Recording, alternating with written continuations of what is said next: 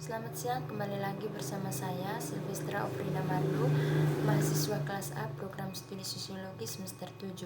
Pada kesempatan ini saya ingin menjelaskan isi buku yang berjudul Mempertimbangkan Kembali Keadilan Sosial. Buku ini merupakan buku ke-7 mata kuliah kajian seminar masalah-masalah sosial. Ahli teori seperti Michael Sandel dan Michael Walzer sekarang berpendapat bahwa Rawls dan para penirunya juga terlalu jauh dalam upaya mereka untuk memberikan penjelasan sistematis tentang sosial keadilan atau keadilan sosial.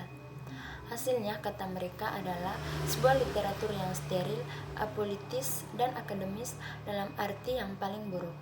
Tentu saja serangan ini pada gilirannya memprovokasi pembelaan terhadap gaya berfilsafat Rawls dan sebuah debat yang hidup jika agak tidak fokus.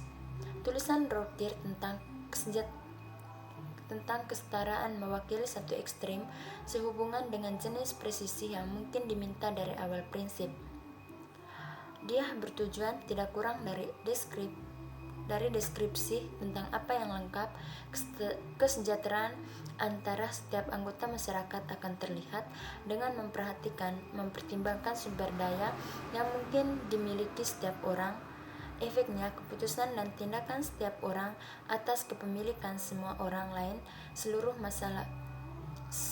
masa hidup mereka, dan memberi kompensasi kepada individu atas kecelakaan tersebut, latar belakang sosial dan anugerah alam. Untuk menggambarkan persamaan sempurna antara individu, Durkheim mengusulkan pemikiran kontrafaktual pencobaan yang menggunakan perangkat lelang hipotesis dari sumber. Dia kemudian mencoba untuk menunjukkan dalam serangkaian langkah bagaimana kita bisa melakukannya, mendekati hasil lelang semacam itu dalam praktiknya. Beberapa waktu lalu, pluralisme hanyalah sebuah pandangan yang kompleksitas dan pluralis kontemporer lainnya yang akan menghalangi jenis ini. Fakta moral menentang upaya kita untuk memberikan pertanggungjawaban penuh atas penilaian kita. Ekstensi, yaitu pada prinsipnya tidak ada alasan mengapa argumen Rawls harus dan membutuhkan sejumlah prinsip yang saling bersaing. Seberapa jauh sesuatu dianggap sebagai sesuatu yang lebih dari sekedar upaya untuk mengembangkan pandangan-pandangan berkomitmen untuk teori epistemologi yang terpisah yang telah dibagikan oleh Walzer dan yang lainnya. Salah satu pluralis paling terkemuka dan yang lainnya membandingkan metode pembenaran mereka sendiri dengan metode Rawls. Sehari sebelumnya mengemukakan teori keadilan dalam banyak hal serupa seperti yang mereka lakukan dengan sangat berkembang, mereka kehilangan intinya. Memang untuk Walzer dari asumsi epistemologis yang sangat berbeda. Tampaknya kegagalan mereka untuk menggunakan argumen Rawls pada tingkat ini. Bagi Rawls, fakta bahwa keadilan adalah masalah beberapa prinsip yang saling bersaing hampir selesai.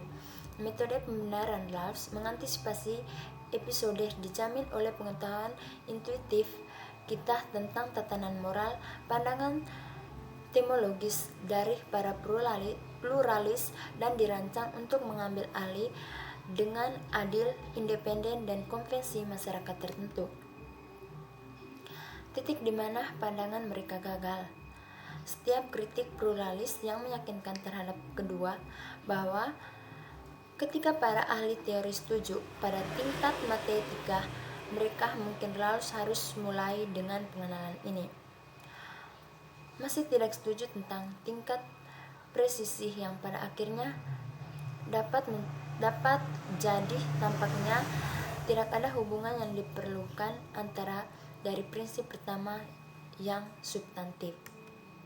Misalnya, baik Rawls maupun Walzer realisme dan doktrin epistemologi tertentu, dan bahkan jika ada menganut pandangan intuitionis rasional bahwa objektivitas moral diberikan adalah itu akan memiliki sedikit relevansi dengan perdebatan antara Rawls dan oleh tatanan moral sebelum dan independen dari konsepsi sosial kita. Kritik pluralisnya yang semuanya sepakat dasar di matematika kerjasama, dan pribadi keduanya percaya bahwa kita dapat mencapai sebuah tingkat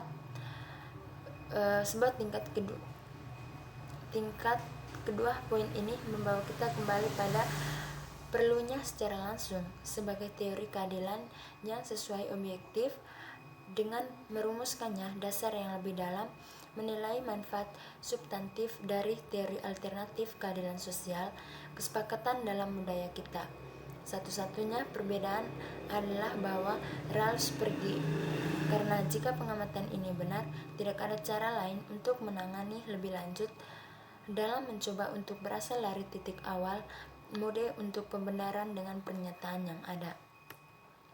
Seperti yang dikatakan Rawls, setelah masalah diajukan dengan menghubungkannya dengan berbagai penilaian yang dipertimbangkan, Galston memulai dengan teori untuk menunjukkan bahwa penilaian Rawls tentang kesulitan yang terlibat dari barang yang memungkinkan dia untuk sepadan dengan klaim aktual atas sumber daya akan menyalahkan langsung pada klaim ganti rugi individu sekali sumber daya itu telah didistribusikan terlebih dahulu.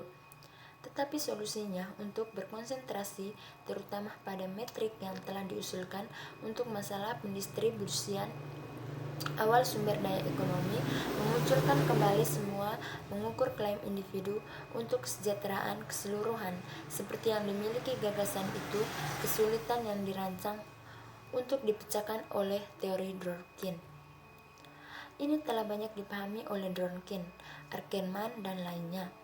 Dalam konteks persaingan, individu berhak untuk menang. Di alasan Rawls untuk sepenuhnya menolak gagasan gurun pribadi dasar kemampuan yang tidak layak.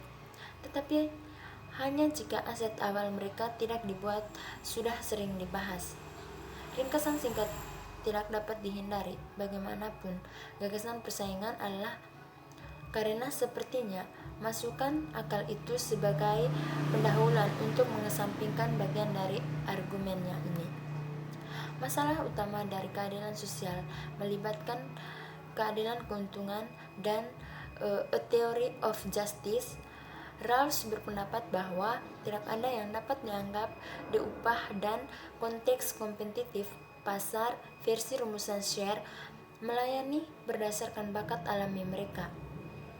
Posisi sosial awal atau argumen Karl tampaknya menjanjikan.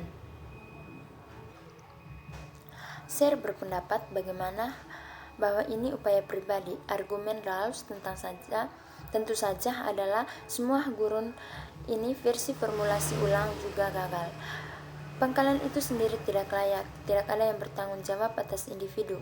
Share menunjukkan bahwa individu biasanya dapat kompensasi sukses dalam militer alami, keuntungan sosial awal, atau dorongan efisiensi dalam satu kemampuan dasar melalui latihan yang lain, yaitu engagement dan dukungan yang diterima dari keluarga dan teman.